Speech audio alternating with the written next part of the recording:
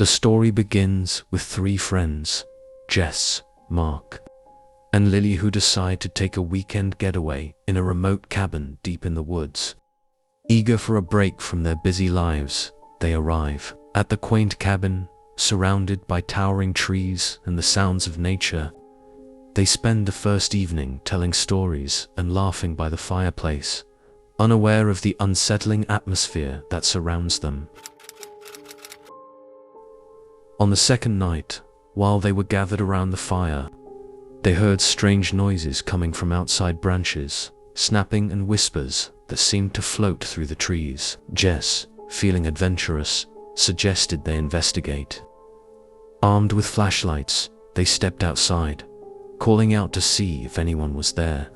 As they ventured deeper into the woods, they stumbled upon an old, dilapidated cabin hidden among the trees.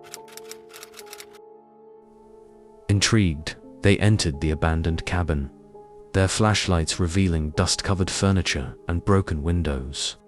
Suddenly, they heard the creaking of the floorboards above them, despite no one being there. Jess felt a chill run down her spine. Mark jokingly suggested it was just a raccoon, but the atmosphere felt heavy and oppressive. They quickly decided to leave, but as they turned to exit, the door slammed shut on its own. The next morning, shaken but wanting to brush off the experience, they went hiking. Later that evening, they returned to their cabin and decided to play a board game to lighten the mood. As they played, they heard a loud banging noise coming from the basement. Curiosity got the better of them, and they ventured down to investigate. The basement was dark and musty, and they found a collection of old photographs hanging on the wall, depicting past occupants of the cabins, some looking eerily similar to them. As they turned to leave, they heard whispering soft yet distinct voices that seemed to echo from the shadows. Panic set in as they tried to make their way back up the stairs, but the whispers grew louder, almost as if they were pleading for help. Jess felt a cold breeze brush past her, and the temperature dropped dramatically. In a frenzy, they finally pushed the door open and bolted back upstairs, adrenaline coursing through them. That night, unable to shake their unease, they decided to stay awake and keep watch. Around midnight, they heard scratching at the front door.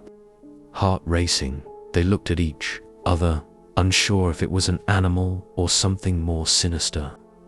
Mark volunteered to check, and as he opened the door, a frigid gust of wind rushed in, extinguishing their candles. In the darkness, they felt a presence behind them, and when they turned, they saw a shadowy figure standing at the edge of the trees, watching them. In a blind panic, they grabbed their belongings and sprinted to the car. As they drove away, they glanced back at the cabin, now just a silhouette against the dark trees. They all agreed that they would never return to that place again. The feeling of being watched lingered in their minds long after they had left, a haunting reminder of their terrifying weekend.